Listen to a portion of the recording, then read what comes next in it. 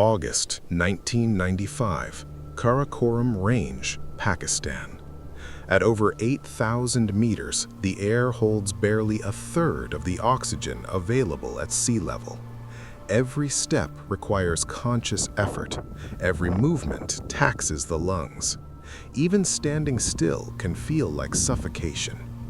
Above the Baltoro Glacier, the mountain rises without transition, a dark pyramid of rock and ice thrust abruptly into the upper atmosphere.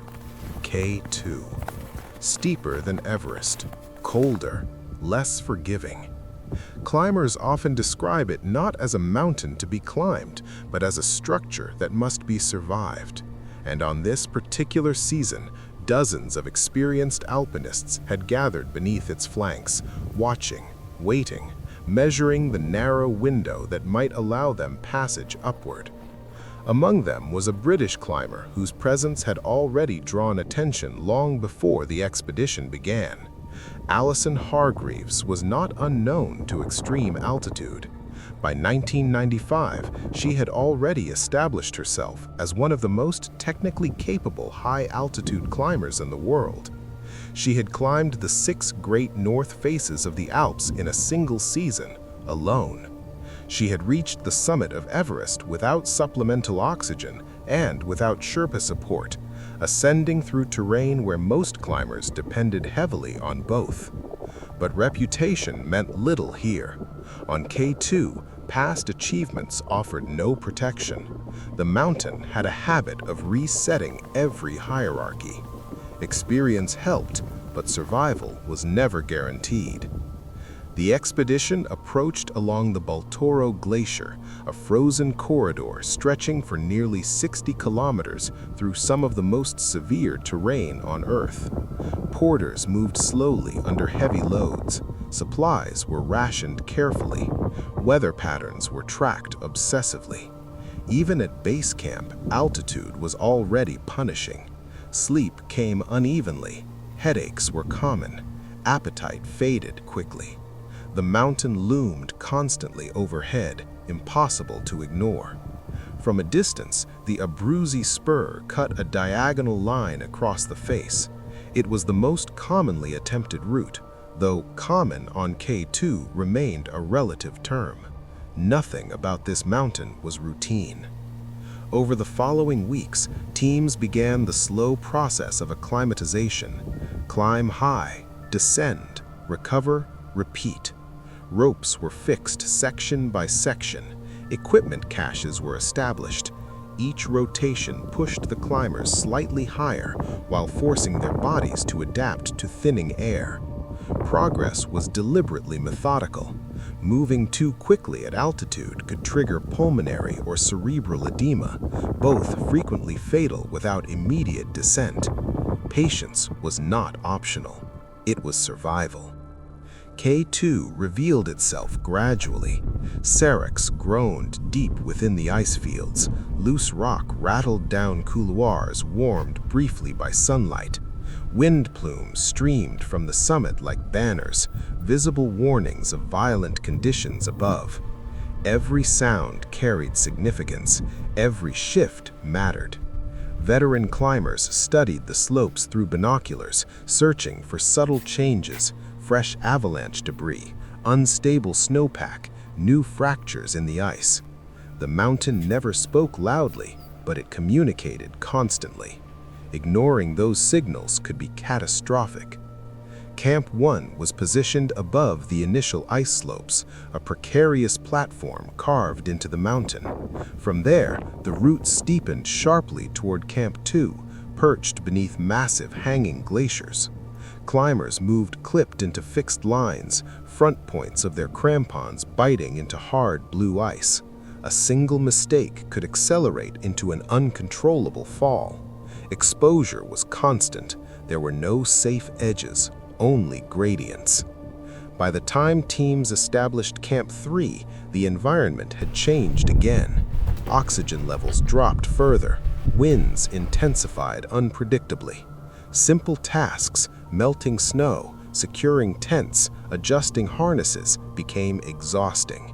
Decision-making slowed subtly as well. Altitude does not announce its cognitive effects, it erodes them quietly. Allison climbed efficiently, conserving energy where others burned it. Observers later noted her steady pace, neither rushed nor hesitant. She was methodical, deliberate, comfortable operating independently. While many climbers preferred tightly coordinated movements, Allison often advanced slightly ahead or maintained separation sufficient to control her own rhythm. Not recklessness, precision. Years in extreme environments had refined her sense of pacing, a skill that often proved more valuable than raw strength at altitude. Still, no climber, regardless of experience, could detach entirely from the realities of K2. Above Camp 3 waited one of the route's most consequential obstacles. The Black Pyramid rose ahead, a near-vertical labyrinth of rock coated intermittently in ice, demanding sustained technical climbing at an altitude where even breathing felt labored. There was no efficient way through it, only upward. Gloved hands searched for holds along frozen cracks. Ice tools struck cautiously into thin seams. Protection was placed wherever possible, though options were limited. Falling here would not likely be survivable. Climbers moved one at a time across certain sections, minimizing the chance that a single slip might pull others from the wall. Hours stretched long, progress measured in meters, yet slowly the route opened above. Camp 4 would sit beyond this barrier, inside what climbers refer to simply as the death zone.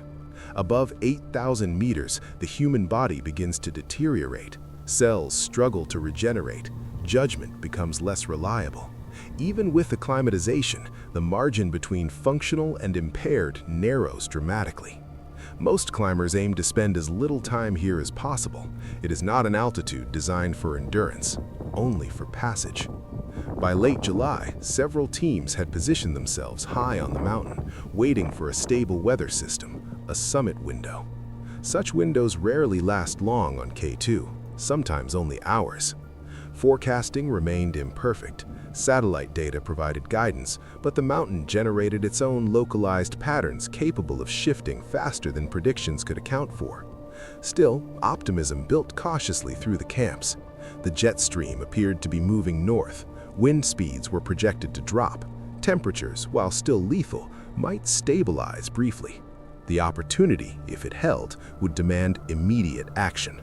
Radios crackled with updates as climbers finalized oxygen strategies, though many, including Allison, planned to climb without supplemental oxygen. Packs were pared down to essentials. Extra weight meant extra exertion. Extra exertion meant faster depletion. Harnesses were checked repeatedly, regulators inspected, headlamps tested. Every detail mattered now. Mistakes made high on the mountain rarely allowed correction. As evening approached, figures emerged from tents, headlamps piercing the darkness one by one. The summit push had begun. Climbers stepped onto the upper slopes beneath a sky stripped of moisture, stars burning with unusual clarity. Temperatures plunged far below zero. Breathing through balaclavas created thin layers of frost with each exhale. The lines stretched gradually as natural pacing differences emerged. Some climbers advanced efficiently, others required frequent pauses. At altitude, overtaking is costly. Passing another climber demands energy few can spare, so spacing increases naturally. Isolation begins subtly, not from intention, but from physiology. Allison moved upward with measured consistency. Behind her, small clusters formed and separated across the face. Ahead, the bottleneck waited.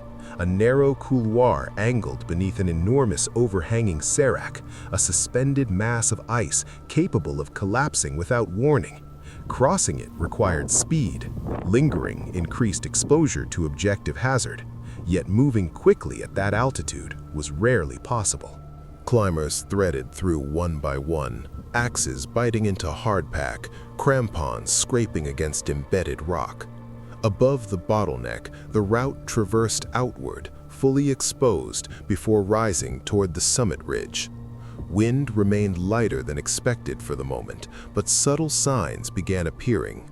Spindrift streamed intermittently across the slope. Thin cloud formations gathered low on the horizon. Morning light crept slowly across the Karakoram, illuminating an expanse of peaks that seemed to extend endlessly beyond sight. Energy conservation dominated every thought. One step, then another. Breaths counted unconsciously. Many climbers later described entering a narrowed mental state, attention collapsing inward toward the next movement, the next foothold, the next inhale. Conversation faded. Silence took over.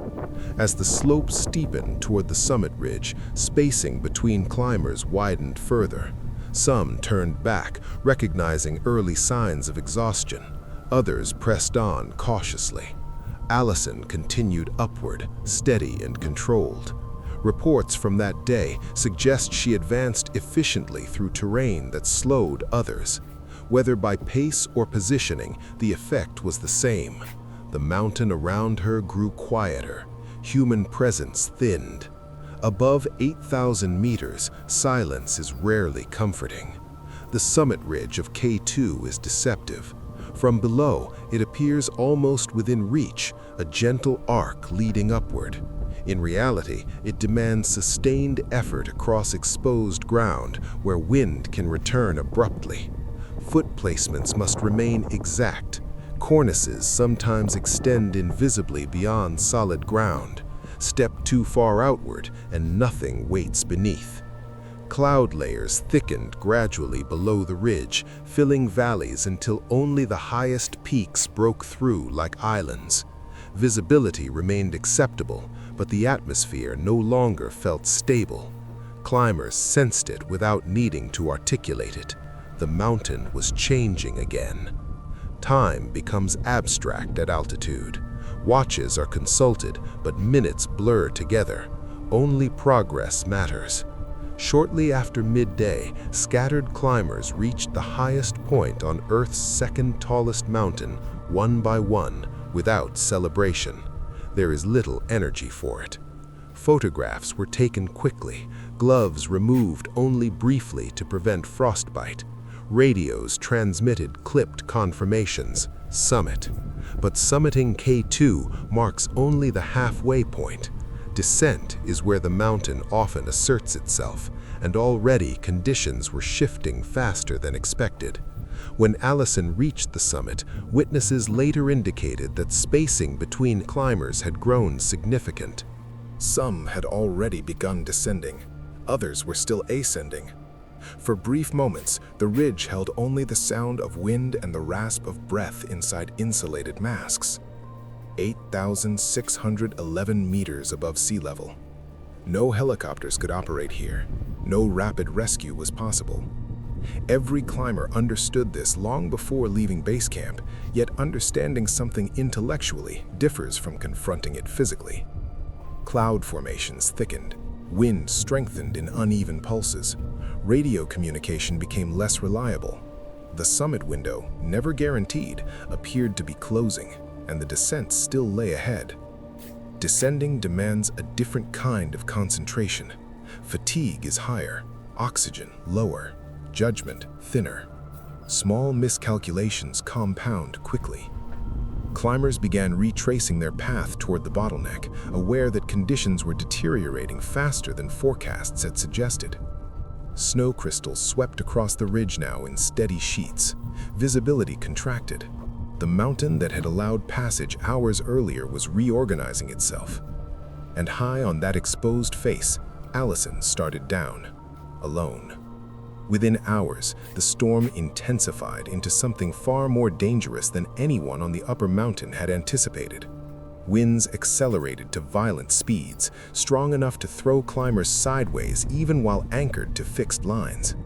Snow no longer fell gently. It drove horizontally through the air, stinging exposed skin and rapidly burying the route beneath fresh layers. Landmarks disappeared. Rope lines vanished under drifts. The mountain was being rewritten in real time. Those descending from the summit were no longer moving along a recognizable path. Instead, each step required probing through unstable snow, searching blindly for buried anchors. Visibility dropped so sharply that climbers could lose sight of one another within seconds. What had begun as an organized descent was fragmenting into isolated struggles for survival. Multiple summit teams were still high when the storm peaked. Some attempted to continue downward immediately, knowing that remaining above 8,000 meters for too long dramatically reduced their chances of survival. Others were forced to stop temporarily, crouching behind small ice features for protection while waiting for gusts to ease. But the gusts never truly did. Radio communication collapsed almost completely. Batteries drained fast in the extreme cold, and signals were swallowed by the thickening atmosphere. Messages became shorter, then rarer, then stopped altogether. By late afternoon, climbers lower on the route reported brief, ghost-like sightings through breaks in the whiteout, solitary figures descending slowly, appearing for seconds before being erased again by blowing snow. One of those figures was believed to be Allison. Witnesses described her as still moving deliberately, maintaining balance despite the wind. She appeared composed, not panicked, descending exactly as she had climbed, controlled, methodical. Then the cloud closed again, and she disappeared from view. It would be the last confirmed sighting. As darkness approached, the storm showed no sign of weakening. Temperatures plunged further, pushing wind chill into ranges where exposed flesh could freeze in minutes. Climbers still above the camps faced an impossible calculation: continue moving through terrain they could barely see, or attempt to endure the night in conditions the human body is not built to survive. Several never made it down. American climbers Rob Slater and Jeff Lakes had also reached the summit that day. Strong and experienced, both had been descending when the weather overtook the mountain. Somewhere high on the route, they were trapped by the same collapsing visibility and rising wind. Neither was seen again after the storm. New Zealander Bruce Grant, a veteran of high-altitude expeditions, was believed to have been caught during the descent as well. Despite decades of experience in severe alpine environments, even skill at that level offers little protection when weather and altitude converge with such force. French climber Chantal Maudu, one of the most accomplished female alpinists of her generation, was also on the mountain. Known for climbing without supplemental oxygen and for her exceptional endurance, she too vanished during the storm. 5 climbers in total were now unaccounted for. At the camps below, tension grew with every passing hour. Headlamps were scanned for through the darkness. Radios were checked repeatedly despite failing batteries. No signals came. When morning finally arrived, it revealed a mountain still engulfed. Snow had accumulated deeply across the upper slopes, and avalanche danger had risen sharply. Large fractures were visible in several sections, evidence that entire layers could release without warning. Attempting an immediate search from higher camps would have placed additional climbers directly into lethal conditions. The decision was agonizing, but unavoidable. They could not go back up. Over the next day, survivors descended cautiously toward lower camps, moving through terrain that felt unfamiliar after the storm's reshaping. Every downward step carried the silent recognition that those missing were unlikely to be found alive at such altitude. Search efforts were limited to visual sweeps whenever cloud briefly lifted. Climbers scanned faces, couloirs, and open slopes through binoculars, hoping for movement, color, anything that suggested survival. Nothing appeared. Days later, once teams had reached base camp, the full scale of the tragedies settled in.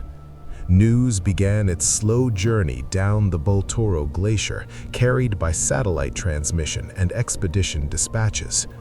The mountain had taken 5 climbers in a single weather event. Weeks passed before the upper slopes stabilized enough for occasional aerial observation from a distance. Eventually, after seasonal winds stripped portions of fresh snow from exposed faces, a body was spotted far below the primary descent line. Clothing and equipment allowed identification. It was Allison. The location suggested she had fallen during the storm, whether from a slip on buried ice, disorientation in the whiteout, or a sudden blast of wind no one could determine. On mountains like K2, the precise moment is often unknowable. The environment leaves few witnesses and even fewer traces. Recovery at that altitude was impossible. Like many who perish high on the world's great peaks, she would remain on the mountain. The surviving climbers continued their withdrawal in stages, descending through camps that now felt quieter than before.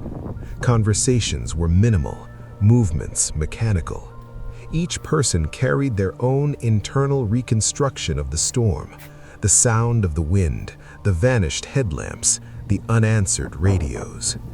When the final teams departed base camp, K2 stood exactly as it always had, immense, indifferent, already scouring its upper ridges clean beneath the jet stream.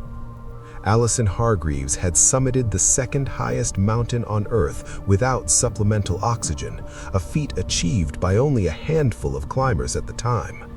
Yet on K2, the summit is never the end of the climb. The mountain demands the same precision, strength, and endurance all the way down, often when reserves are nearly gone. And that season, as so many before it, proved once again that survival on K2 is never promised, even to the strongest. Thank you for watching. If you want to experience more real expedition stories told in chronological and immersive detail, subscribe to the channel so you don't miss the next video. And leave a comment below sharing what part of this story impacted you the most.